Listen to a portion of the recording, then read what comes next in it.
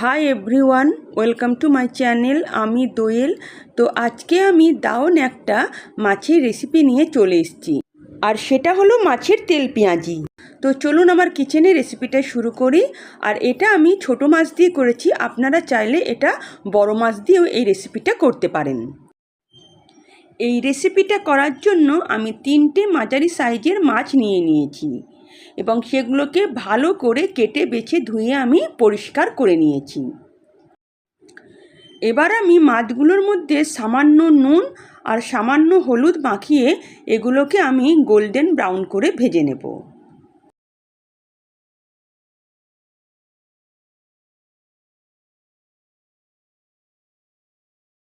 মাছগুলো ভালো করে কাটা বাছার সময় দেখুন আমি মাঝখানে কিন্তু এভাবে একটু চিড়ে চিড়ে দিয়েছি ছুরি দিয়ে, যাতে নুন আর হলুদ খুব ভালোভাবে ঢোকে এবং অন্যান্য মশলাগুলোও খুব ভালোভাবে মাছের ভিতরে ঢুকে যায়।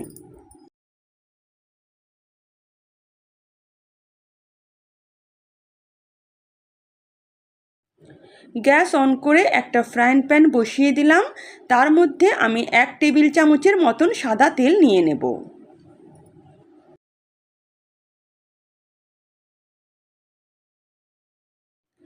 তেল খুব ভালোভাবে গরম হয়ে গেছে। এখন এর মধ্যে আমি মাছগুলো আস্তে আস্তে দিয়ে দেব এবং এগুলোকে গোল্ডেন ব্রাউন করে ভেজে নেব।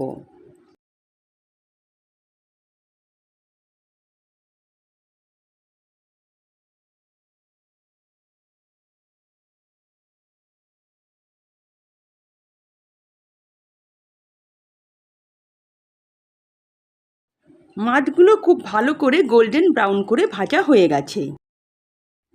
এগুলোকে আমি তেল থেকে তুলে নিলাম। আবারও গ্যাস অন করে দিলাম এবং একটা পাত্র বসিয়ে দিলাম। এর মধ্যে কিন্তু আমি মাছের তেল পেঁয়াজিটা রেডি করে নেব। এর মধ্যে আমি 2 টেবিল চামচের মতন সাদা তেল দিয়ে দেব। এখানে তেলটা একটু বেশি লাগবে, যেহেতু আমি এখানে মাছের তেল পেঁয়াজি বানাচ্ছি। তেল গরম হয়ে এলে এর মধ্যে 3টে মিডিয়াম সাইজের পেঁয়াজকে আমি সরু সরু আর লম্বা লম্বা করে কেটে রেখেছি, সেটা আমি দিয়ে দেব এবং পেঁয়াজটাকে এখানে আমি গোল্ডেন ব্রাউন করে প্রথমে ভেজে নেব।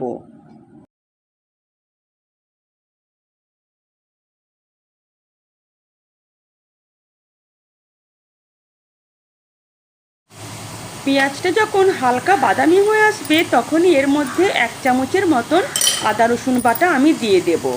তারপর আদা রসুনটাকে আমি ততক্ষণ ভাজবো যতক্ষণ না আদা রসুনের কাঁচা গন্ধটা চলে যায়, আর সেই সঙ্গে পেঁয়াজটাকেও কিন্তু আমি গোল্ডেন ব্রাউন করে ভেজে নেব। পেঁয়াজটা যতক্ষণ ভাজা হচ্ছে এর মধ্যে আমি একটা মশলার ঘোল রেডি করে নেব। তার জন্য একটা বাটির মধ্যে 1/2 চামচের মতন হলুদ গুঁড়ো দিয়ে দেব, 1/2 চামচ জিরে গুঁড়ো, 1/2 চামচ ধনে গুঁড়ো আর স্বাদ মতন লবণ দিয়ে দিলাম। আর সঙ্গে এই চামচেরই মাপ করে কিন্তু আমি দিয়েছি 1/2 চামচ করে। আর এর মধ্যে দিয়ে দেব 1/2 চামচের মতন এবার লঙ্কা গুঁড়ো।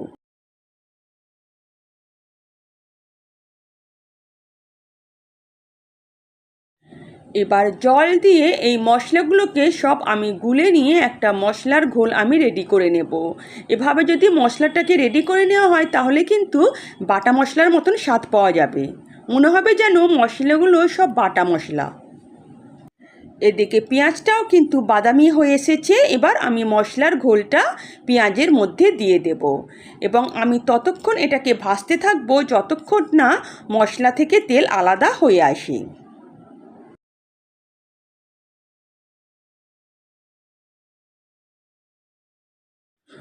মশলাটাকে 2-3 মিনিট খুব ভালো করে কষিয়ে নিয়েছি। আর দেখুন মশলা থেকে আর পেঁয়াজ থেকে কিন্তু তেল আলাদা হয়ে গেছে। এবার এর মধ্যে আমি পরিমাণ মতন জল দিয়ে দেব। এখানে কিন্তু খুব রান্নাটা ঝোলঝোল হবে না, একটু মাখা মাখা হবে, তাই জলটা একটু কমই দিতে হবে। এবার ভালো করে ঝোলটাকে আমি ফুটতে দেব। মাছের ঝোল খুব ভালোভাবে ফুটে উঠেছে। এখন এর মধ্যে ভাজা মাছগুলোকে আমি দিয়ে দেব।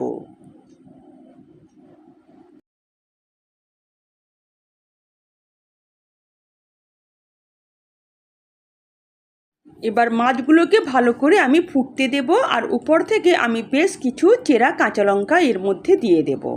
এবং ততক্ষণ আমি ফোটাবো যতক্ষণ না ঝোলটা ফুটে অর্ধেক হয়ে যায়, একটু মাখা মাখা হয়ে যায়। 2-3 মিনিট মাছগুলোকে খুব ভালো করে ঝোলের সঙ্গে ফুটিয়ে নিয়েছি এবং দেখুন ঝোলটাও কিন্তু অনেকটা কমে এসছে। এবার উপর থেকে কিছু ধনেপাতা ছড়িয়ে দেব। এরপর আমি গ্যাসের ফ্লেম বন্ধ করে দেব। রেডি হয়ে গেছে আমার মাছের তেলপেঁয়াজি। খুবই সিম্পল একটা রেসিপি, কিন্তু খেতে অসাধারণ হয়। এবার গরম গরম ভাতের সঙ্গে পরিবেশন করব মাছের তেলপেঁয়াজি। যদি আমার রেসিপি আপনাদের ভালো লেগে থাকে তো প্লিজ আমার চ্যানেলকে সাবস্ক্রাইব করবেন আর পাশে থাকা বেল আইকনও প্রেস করবেন, যাতে নিত্য নতুন রান্নার নোটিফিকেশান সবার আগে আপনাদের কাছে পৌঁছে যায়।